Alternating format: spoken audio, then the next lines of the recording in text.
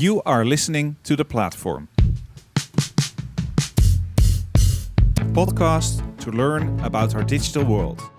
I am Mike Veldhuis, partner at Nolte.com. I'm Michael Morton, VP of Dell Technologies Data Management and Intelligence and Dell Technologies Fellow.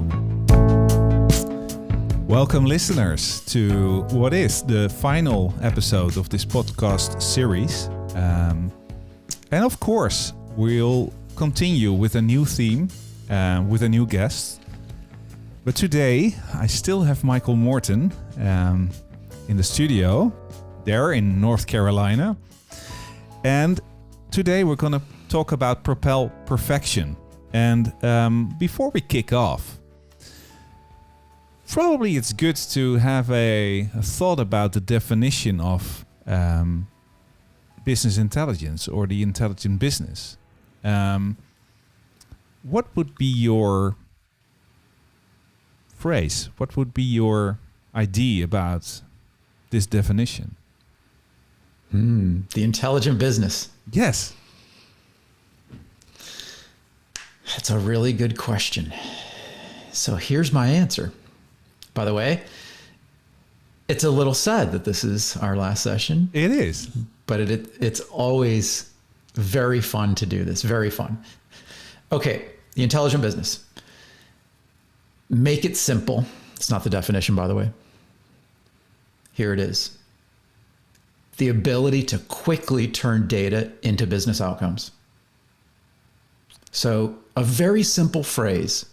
Now, you'll notice I didn't say quickly turn data into business insights, because you've heard me say in the other episodes continuously, it's producing insights is one thing, but you don't get results until you have an outcome from your insights.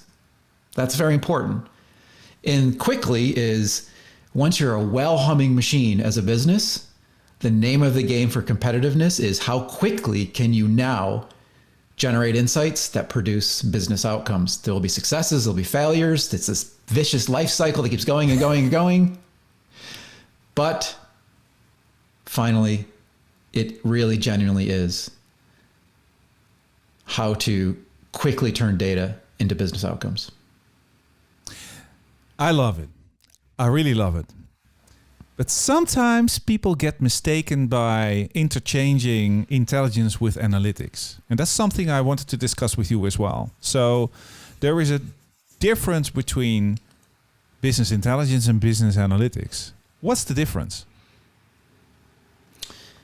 Well, business analytics is a practice, right? It's a practice where you are applying technology, knowledge, tools, models, data to analyze what it is that you're trying to achieve. So that is a practice which is necessary to get to a business outcome. Makes sense. Makes sense. So we're here at episode 4 and we're building this intelligent business. We're helping our audience to get there. The previous episode number 3, we had the checklist. So how are we going to get going? And in this episode, we really want to address, we took off, we got our first project, our MVP, and now we want to continuously improve. And what kind of an environment should we create to actually achieve this goal? And what is perfection? This episode is called Propel Perfection. But what is perfection? For you, Michael? Oh, perfection. Is it achievable? I don't think so. That's the sad story, you know? It's like, it's not a state. It's not a state of perfection. It's like a goal. That's right. And you use the word evolution too. That to me is the key word, evolution, right? Because it is. You're always evolving. Your culture will never be complete. You're going to have people that leave the company, people come in, you're going to have skills. The business conditions are going to change. The climate's going to change. Your data availability and trust is going to change. It's just this perpetual, never constant environment. So to me, it's it is something that you strive for, but you make improvements. That's the most important thing is you fail to make improvements. So perfection is the end goal that you're incrementally making improvements. So for example, we talk about silos, right? A very popular word that people like to talk about. Data silos, right?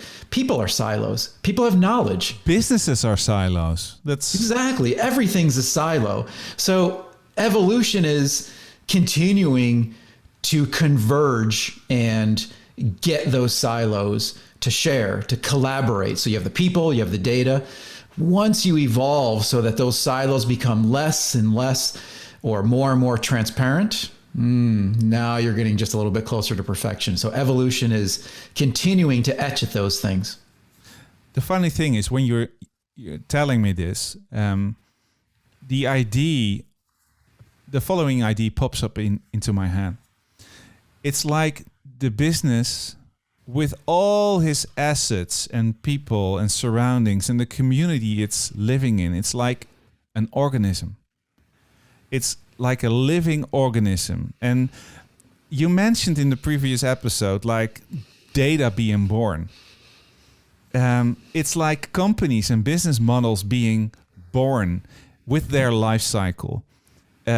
So we have this living thing, a business that is evolving and trying to become perfect, you know? Does it make sense? First of all, you know I love visuals because I'll throw these things out once in a while. And I've often talked about Planet Data. It is a living organism with blood vessels, right? And what is it transporting? It's transporting data, not blood, of course, but it's transporting data. So indeed, I love to think about that as I look out my window. I see the blood vessels, of the world. To me, I see the data. It is the nature of a business that it is always changing. Always, there's new blood vessels. Some blood vessels are ending. It's just this continuous evolution. Of the data life cycle. I love it, and I want to touch a couple of words, a couple of phrases, just to throw them up, We got the definition of the intelligent business. It's clear. It's about achieving outcomes from data and do it quickly, right? Yep. But how can we create an environment that we propel perfection so we keep it going? It's like innovation, It's like continuously innovate your company. Using digital, using people. A couple of words. Empowerment.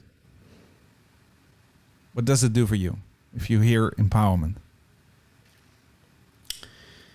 I immediately think of eliminating the constraints that people might have to produce business insights and business outcomes. Okay. That's what I think of. Cool. Do you like it? I like it. Does that work? Okay. I like it a lot. Okay. And I would link it to, and it sounds probably a little bit weird, but I would like to link it to honesty. So empowering people to do things they have never done before. It's a journey which has rocky, winding roads ahead of you. You're not very clear where we're going to get, but you got this North Star, the perfection, becoming the intelligent business. And you need honesty. You have to actually tell each other right or wrong, good or false, success or failure, and to not feel ashamed of it because you're all together on this journey. Silos, you mentioned them before. Most of the time we're looking at silos within the company. And I think when we're talking about intelligent businesses, we're talking about ecosystems of businesses, living organisms that live together in communities, exchanging data.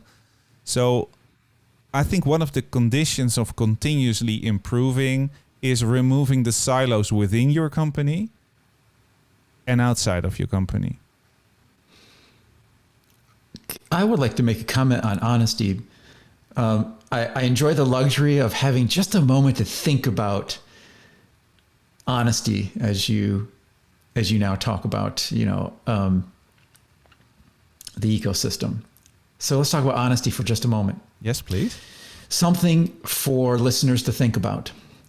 There is two phrases that are used, or let's say increasingly being used, which are very simple phrases, but it does make you think. That's the whole point of us, is to help you maybe think differently. So let's talk about honesty. There's these phrases that are referred to as explainable AI and explainable data, which are very important. Explainable AI is the ability to explain how did you arrive at the answer that you produced from data.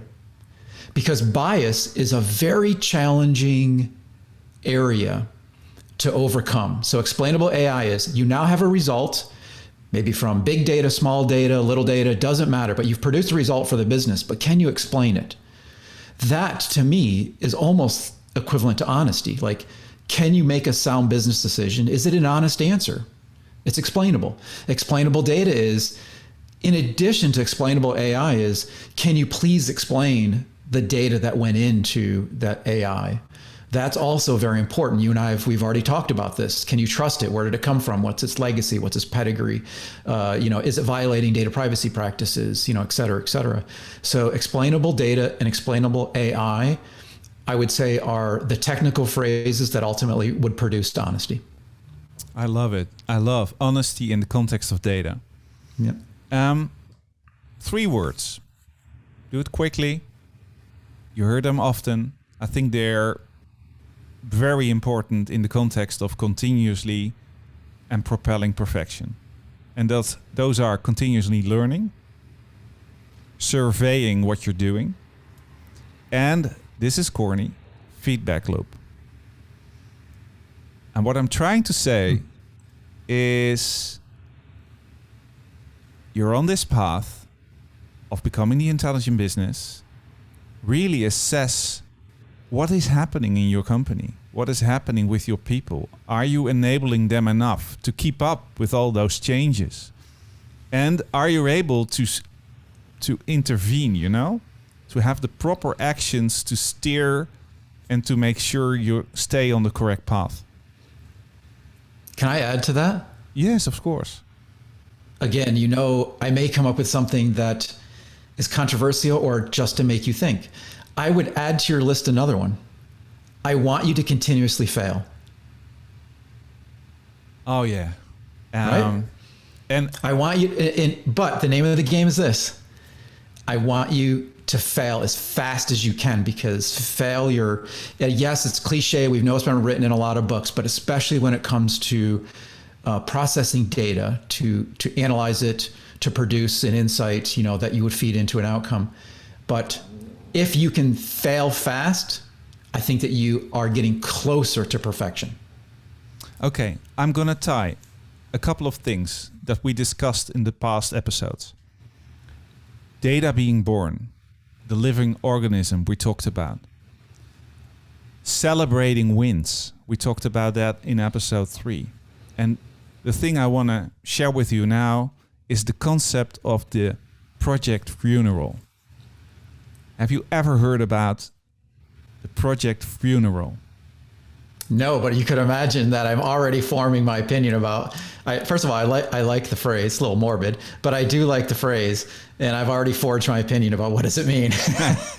It's not something I came up with. It was part of a book I was reading or listening. I am a fan of Audible. The book is The Serendipity Mindset, and they discussed the concept of the project funeral. I'm not going to repeat the example. If people are interested, I will share it with them. But the concept is projects fail. That's part of innovation. That's part of aiming for perfection, right? Oh, that's what I just said. That's what you just said. Nice.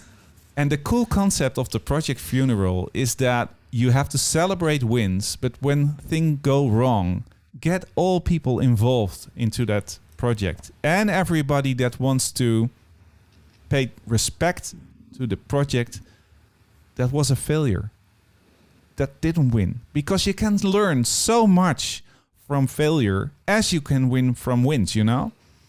And think that's so important because it ties to honesty, that we're not judging when something goes wrong.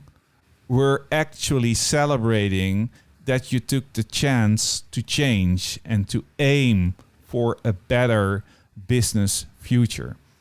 And for me, that's one of the highlights of reading of the past months. The concept of the project funeral, I highly believe in it. I'm very optimistic by nature. Can I reword that project rebirth instead of project funeral? You can, and the example itself is like the birth of a new project because you talk about the failure. Yeah. We're getting to the end of the podcast series, where we, with a lot of passion and with a lot of fun, we talked about so many facets of this journey of becoming the intelligent business.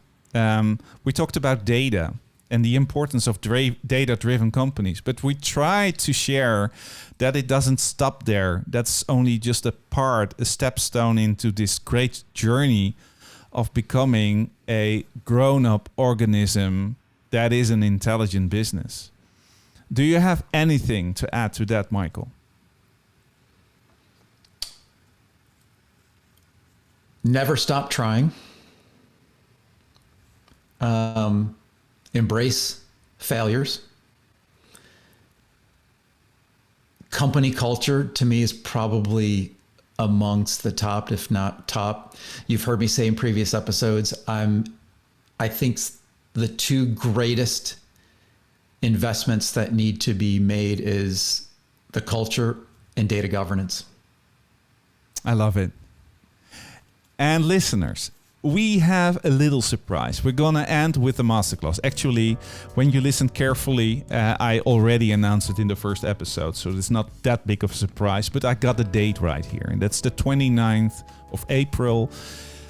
Michael and me, and maybe probably another guest or two, will do a presentation online where there is the ability to ask questions. So we have a Q&A.